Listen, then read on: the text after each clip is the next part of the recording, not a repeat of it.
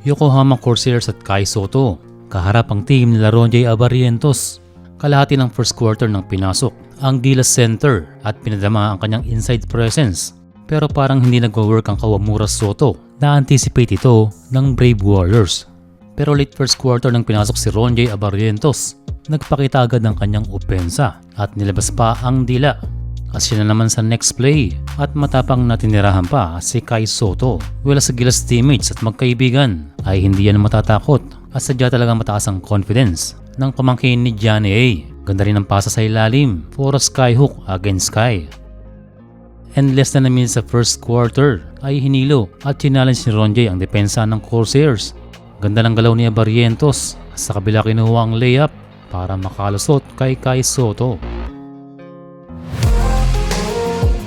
Pagpasok ng second quarter ay nagkaharap si Kai Sotto at Matthew Aquino na nakakuha ng personal foul, isang free throw ang naipasok ni Kai.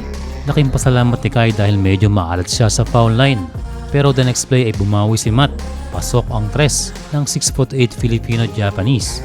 Pero may height advantage at gulang itong si Kai over Aquino. Nakuha ang offensive rebound na may kasama pang 2 points. Bago pa matapos ang second quarter, ay bumitaw pa ng tres si Ronjay. Halos buong second quarter pinahinga si Kai at sa kanyang pagbabalik, saktong magpi-free throw si Abarrientos at binulungan.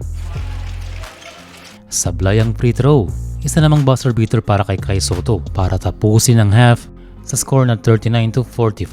Sa third quarter ay late na pinasok ang mga Pinoy import. Bungad agad ang isang magandang assist from Ronjay at nakuha naman ni Kai Sotto ang kanyang unang slam of the game. Pagdating ng fourth quarter ay doon na nagkaalaman.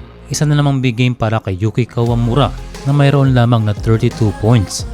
And para sa ating mga kababayan, mayroong 9 points and 5 rebounds para kay Kai Sotto. Samantalang si Ronjay Abarrientos ay mayroon namang 12 points, may kasamang 4 rebounds at 4 assists. Pinasok pa si Ronjay Abarrientos sa few seconds ng game kung saan nakuha niya ang huling tres. Panalo ang team nila Kai Sotto sa score na 81-71.